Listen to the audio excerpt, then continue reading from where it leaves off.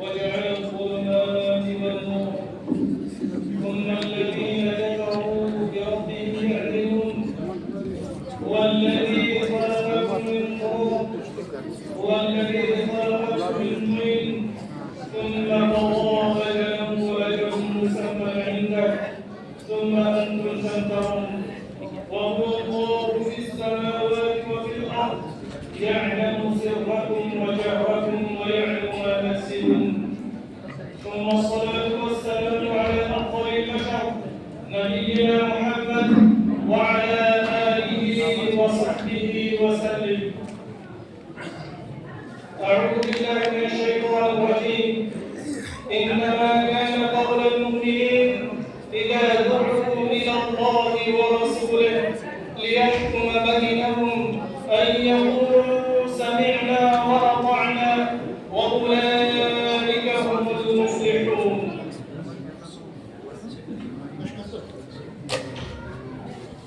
سعادة الدكتور أستاذ العلماء عبد اللطيف الجندي حفظه الله سلام جميع أهل الحديث جمهور التشريع. معزز علماء الكرام سامعين عزیز بچوں،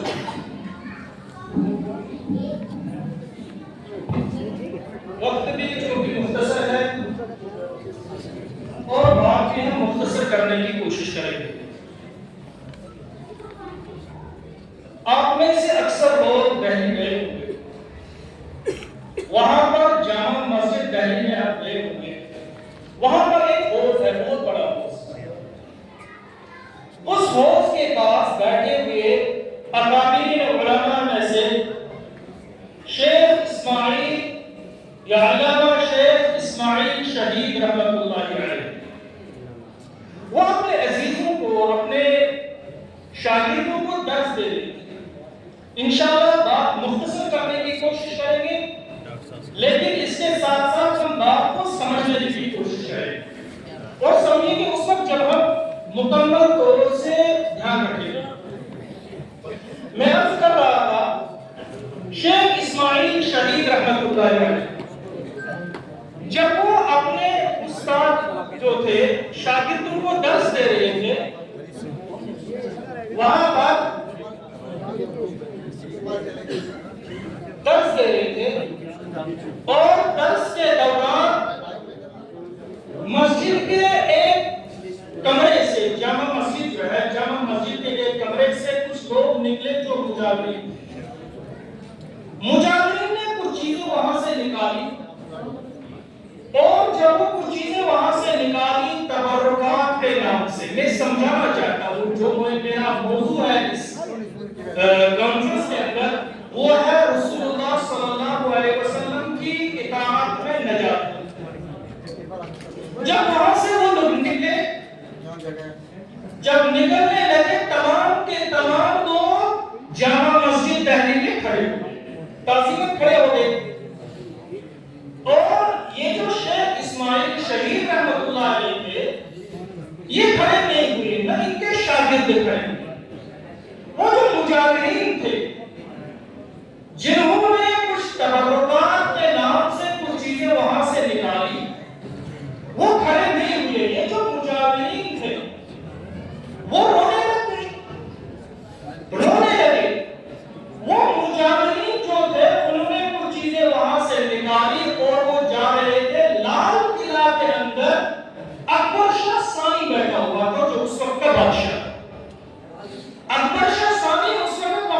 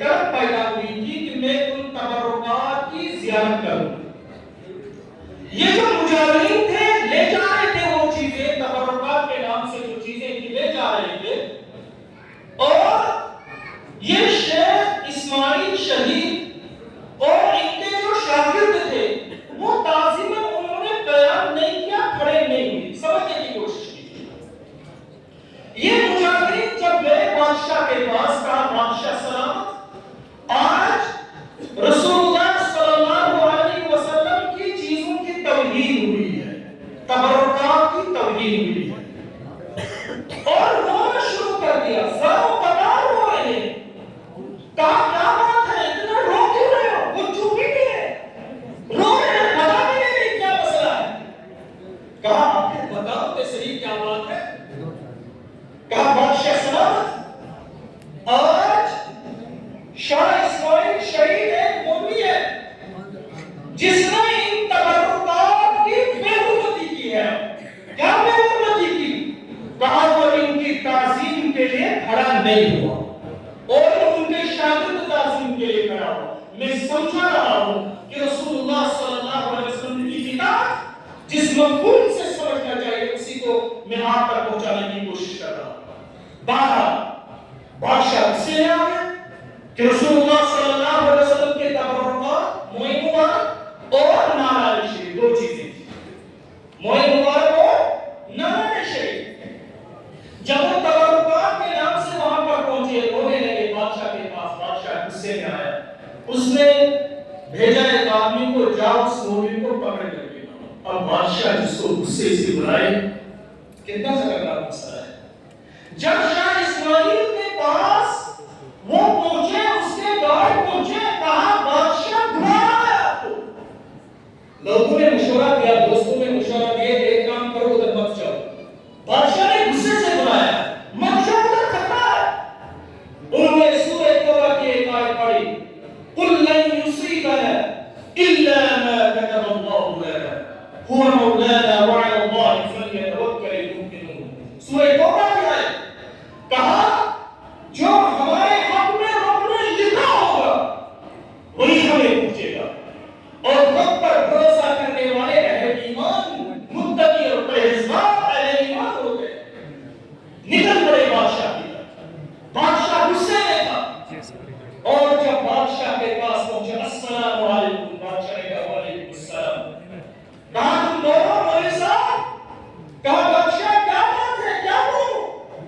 کہا پیغمبر اسلام کے بارے میں آپ کا کیا عقیدہ ہے، ذرا کچھ بیان کرو۔ انہوں نے رسول اللہ صلی اللہ علیہ وسلم کا وہ واقعہ بیان کیا جو طائف کے میدان میں آقا صلی اللہ علیہ وسلم کو تکلیف پہنچانے والا واقعہ۔ انہوں نے ہجرت کا واقعہ بیان کیا، انہوں نے مکہ کے لوگوں کے مظالم آپ صلی اللہ علیہ وسلم پر اس چیز کو بیان کیا۔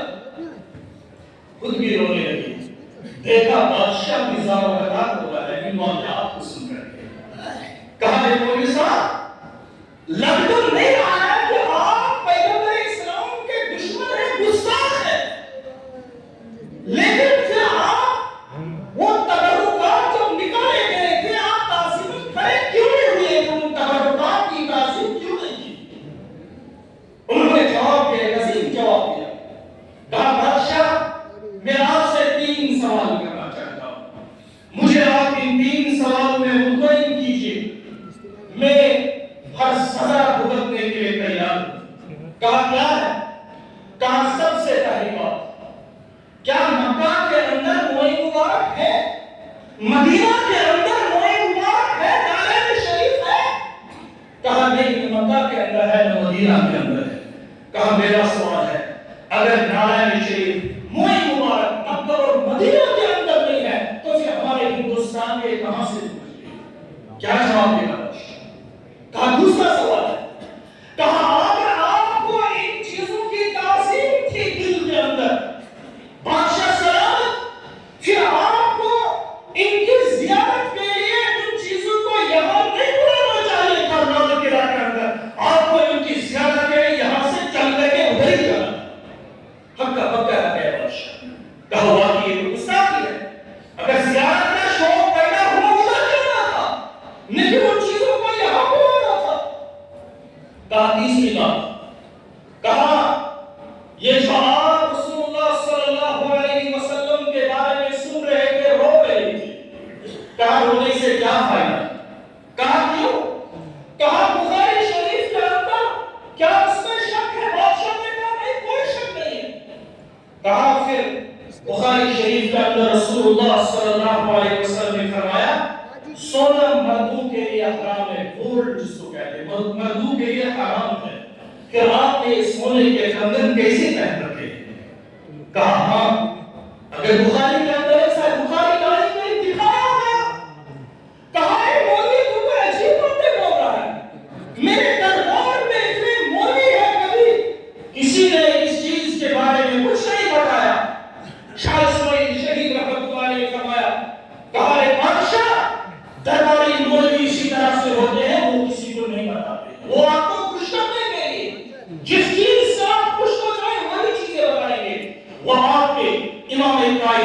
شریعت نہیں بتائے.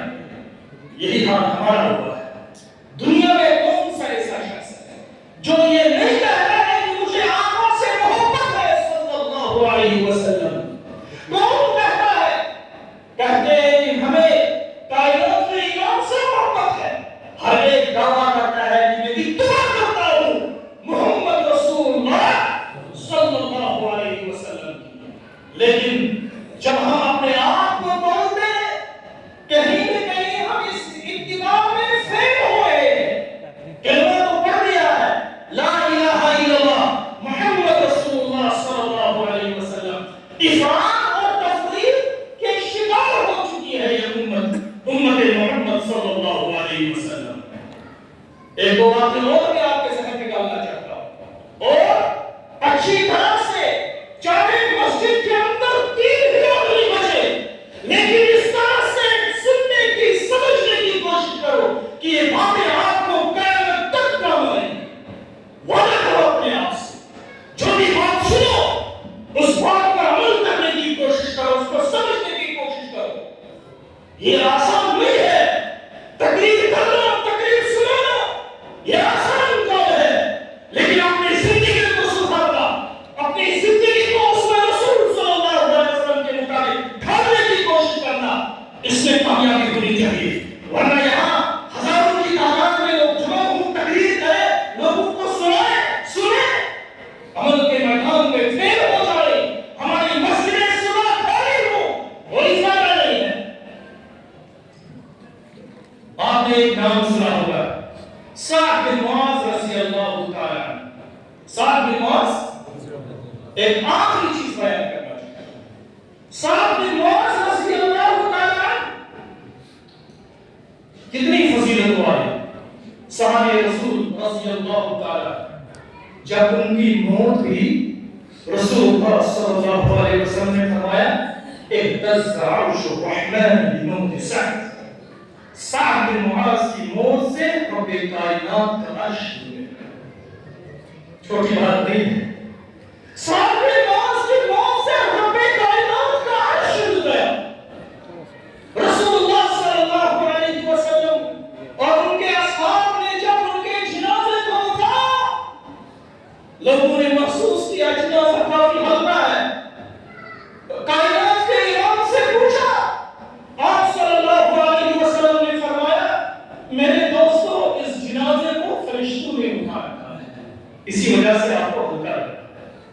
رسول اللہ صلی اللہ علیہ وسلم نے نماز جنازہ خود پڑھائی, مغفرت کی دعا کی کائنات میں امام محمد رسول اللہ صلی اللہ علیہ وسلم.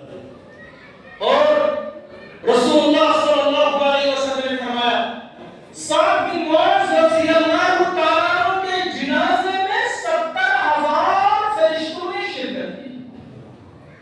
یہ صحابی کا مقام. اور جب ان کا انتقال ہوتا ہے رسول اللہ صلی اللہ علیہ وسلم نے فرمایا فتحت لہ ابواب السماء, کہا آسمان کے دروازے ان کی روح کے لیے کھول دیے. سعد بن معاذ رضی اللہ تعالیٰ عنہ کے آسمان کے دروازے کھول دیے گئے ان کی روح پہنچانے کے لیے. سبحان اللہ, اتنی فضیلت ہے. یاد رکھیے, ذہن میں یہ چیز رکھے, میں آگے جو بولنا چاہتا ہوں اس کو سمجھنے کی کوشش کرنی ہے. اس کے بعد جب رسول اللہ صلی اللہ علیہ وسلم نے ان کو دفنا دیا, قبر پر مٹی ڈال دی گئی. رسول اللہ صلی اللہ علیہ وسلم کا جو چہرہ انور تھا اس کا رنگ تبدیل ہو گیا. صحابہ نے محسوس کیا کہ آپ صلی اللہ علیہ وسلم کے چہرے کا رنگ تبدیل ہو گیا. آپ نے سبحان اللہ 2 مرتبہ کہا, اللہ اکبر 2 مرتبہ. صحابہ نے فرمایا یا رسول اللہ صلی اللہ علیہ وسلم آپ نے کیوں اس طرح کی کیفیت بنائی؟ پہلے سبحان اللہ کہا, اس کے بعد اللہ اکبر کہا. میرے دوستو یہ قبر سعد بن معاذ رضی اللہ تعالیٰ عنہ کے لیے تنگ ہو گئی. سعد بن معاذ رضی اللہ تعالیٰ عنہ کو قبر نے دبوچ لیا تھا. اور یاد رکھو مسلمانوں, اس قبر کے دبوچ سے, اس کی تنگی سے ہمیں بھی گزرنا ہے. ایک دن ضرور آئے گا. کیونکہ فرمایا کائنات کے امام نے لو نجا من ضمد القبر احد لنجا سعد بن معاذ، اگر قبر کے دروازے سے کوئی بچ جاتا تو سعد بن معاذ رضی اللہ تعالیٰ عنہ بچ جاتا، لیکن سعد نہیں بچا۔ اور یہ ہم سنتے ہیں اور یہ ہمیں معلوم ہے کہ قبر میں دو فرشتے آئیں گے، یا آخر کو معلوم ہے، ایک کا نام کیا ہوگا؟ منکر ہوگا، اور دوسرے کا نام نکیر ہوگا، منکر نکیر آئے گے۔ اور یہ بھی ہم نے سنا ہے کہ منکر اور نکیر سب سے پہلے جو سوال ان کا ہوگا وہ کیا ہوگا؟ کیا ہوگا؟ من ربک۔ منکر اور نکیر کا سوال، پہلا سوال من ربک، تمہارا رب کون ہے؟ اور منکر اور نکیر کے بارے میں اتنا تو پتا ہے، لیکن اکثر لوگوں کو یہ پتا نہیں ہے۔ جب قبر کے مرحلے میں ہم داخل ہوں گے، وہاں منکر اور نکیر کس کیفیت اور کس حالت میں آئیں گے؟ رسول اللہ صلی اللہ علیہ وسلم نے فرمایا منکر اور نکیر اسودان ملکان اسودان ازرقان، ان کا رنگ انتہائی سیاہ ہوگا، آنکھیں پیلی ہوں گی۔ علماء محدثین فرماتے ہیں اس وجہ سے کیونکہ اس میں دہشت زیادہ ہوتی ہے، اس میں دہشت، یہ الگ بات ہے اہل ایمان کے لیے رب کائنات یہ مرحلہ آسان فرما دے گا، لیکن وہ منکر اور نکیر کالے ہوں گے، ان کی آنکھیں پیلی ہوں گی۔ اتنا ہی نہیں، فرمایا رسول اللہ صلی اللہ علیہ وسلم نے ایک روایت کے اندر وَأَعْيُنُهُمَا مِثْلَ قُدُورِ النُّحَاسِ، ان کی آنکھیں جو دیگچے، تانبے کے دیگچے ہوتے ہیں نا، ان کی آنکھیں تانبوں کے دیگچوں کی طرح ہوں گی۔ سبحان اللہ، ہمیں بھی اس معاملے سے گزرنا ہے۔ مجھے لگتا ہے یہ باتیں آپ نے اکثر انہیں یہ چیزیں نہیں سنی، ایسے میں اتنا سنا ہے کہ منکر نکیر آئیں گے، سوال اٹھائیں گے، ان کی یہ کیفیت ہوگی اور ان کے دانت کیسے ہوں گے؟ فرمایا رسول اللہ صلی اللہ علیہ وسلم نے وَأَنْيَابُهُمَا مِثْلَ صَيَاصِيَ الْبَقَرِ، جس طرح سے گائے کے سینگ ہوتے ہیں اسی طرح سے منکر اور نکیر کے دانت ہوں گے، جو زمین کو اٹھاتے ہوئے ہمارے پاس پہنچیں گے۔ اور کیسے بولیں گے؟ کیا کان میں بولیں گے ماتم کا؟ آپ کا وقت بول رہے ہیں آہستہ آہستہ بولیں گے؟ نہیں، فرمایا رسول اللہ صلی اللہ علیہ وسلم نے وَأَصْوَاتُهُمَا مِثْلَ الرَّعْدِ، ان کی آواز بجلی کی کڑک کی طرح ہوگی۔ اس صورت میں پوچھیں گے من ربک، تمہارا رب کون ہے؟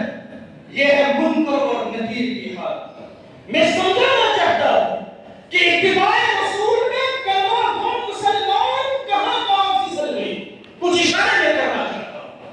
آپ ذہن میں یہ سعد بن معاذ رضی اللہ تعالیٰ عنہ کا ذکر اور ذہن میں یہ پوائنٹ رکھیں کہ منکر اور نکیر کس حالت میں ہمارے پاس پہنچیں گے۔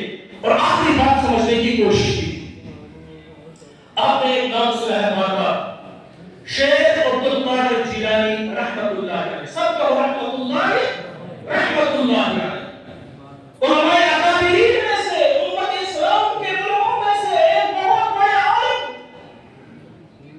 اور یہ ہمارا عقیدہ ہے کہ اللہ کے جو اولیاء ہے ان کے ساتھ دشمنی کرنا رب کائنات کے ساتھ دشمنی کرنا ہے۔ رب فرماتا ہے فقد آذنتہ بالحرب، جس نے میرے کسی ولی کے ساتھ دشمنی کی اس کے ساتھ میں اعلان جنگ کرتا ہوں۔ یہ کس نے کہا؟ یہ کائنات کے امام رسول اللہ صلی اللہ علیہ وسلم نے فرمایا۔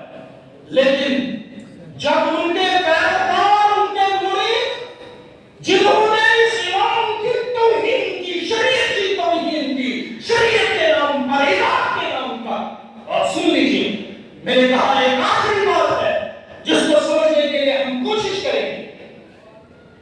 ایک مرید نے کہا شیخ عبد القادر جیلانی رحمۃ اللہ علیہ، جنہوں نے دین کے تعلق سے اتنی خدمات انجام دی، قیامت تک ان کا احسان ہمارے اوپر ہے، شیخ عبد القادر جیلانی رحمۃ اللہ علیہ۔ لیکن ایک مرید نے کیا کہا؟ مرید نے کہا کہ جب شیخ عبد القادر جیلانی رحمۃ اللہ علیہ کی وفات ہوئی اور اس کے بعد کہا کہ شیخ عبد القادر جیلانی رحمۃ اللہ علیہ مجھ میں خواب میں آئے، مجھے کچھ بتایا، خواب میں آئے، اب خواب کی دنیا میں پوچھا، خواب میں آئے دین کے نام پر اور مجھے بتایا، کیا بتایا؟ وہ آگے ہم سنتے ہیں اور انشاءاللہ یہ آخری بات ہے، جگہ ہم قائم لیں گے۔ کیا بتایا؟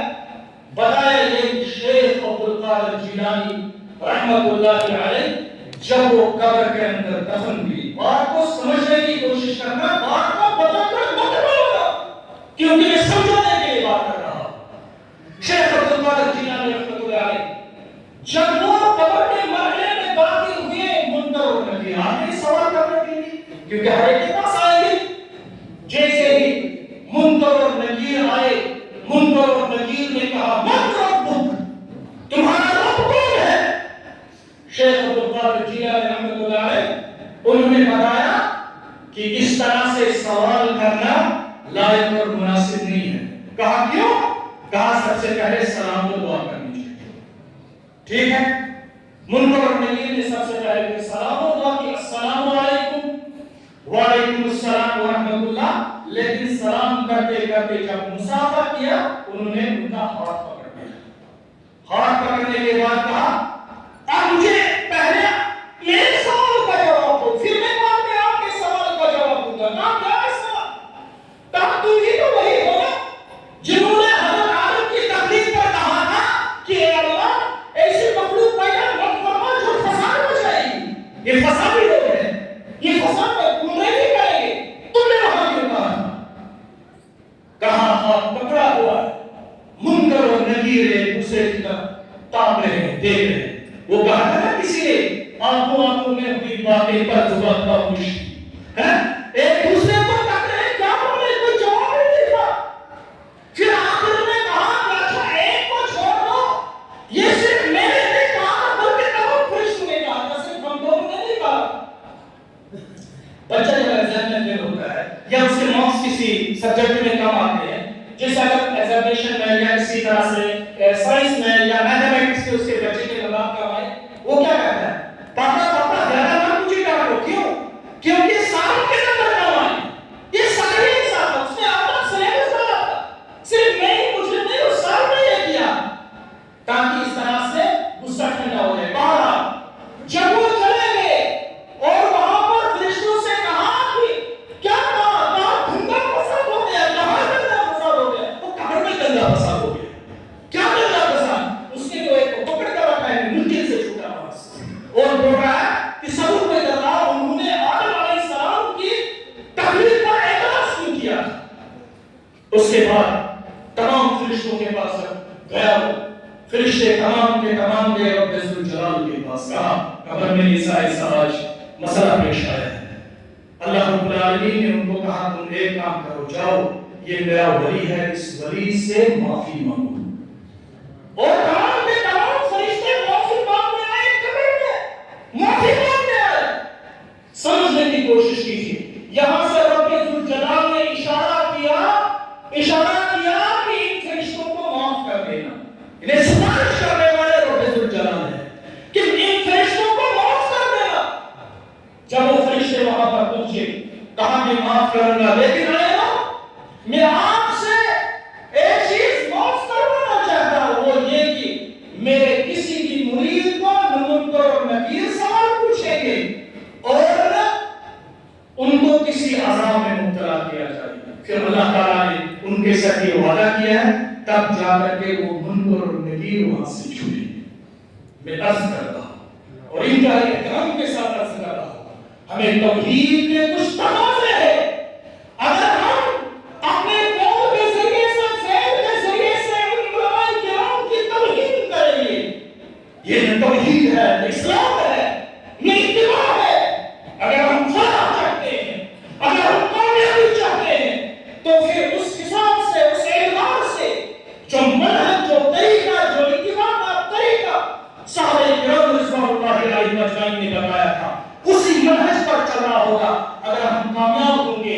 وہ محمد صلی اللہ علیہ وسلم جن کے بارے میں حسن بن ثابت ثابت نے کہا تھا وضم الإله اسم النبي إلى اسمه وضم الإله اسم النبي إلى اسمه إذ قال في الخمس المؤذن أشهد فرمایا وہ رسول اللہ صلی اللہ علیہ وسلم کا مقام اور مرتبہ اتنا ہے اللہ رب العالمین نے اپنے نام کے ساتھ محمد کا نام دیا ہے جب اذان کہتا ہے مؤذن کہتا ہے اشہد ان لا الہ الا اللہ اسی کے ساتھ ساتھ واشہد ان محمد رسول اللہ کہتا ہے اور اسی طرح سے فرمایا وشق له من اسمه ليجله فذو العرش محمود وهذا محمد فرمایا رسول اللہ صلی اللہ علیہ وسلم کا وہ مقام اور مرتبہ اللہ رب العالمین نے اپنے ہی نام سے محمد کا نام نکالا فذو العرش محمود اللہ رب العالمین عرش والا محمود ہے وهذا محمد اور فرش والا پیغمبر اسلام محمد ہے صلی اللہ علیہ وسلم فأنزل سراجا مستنيرا وهاديا رسول اللہ صلی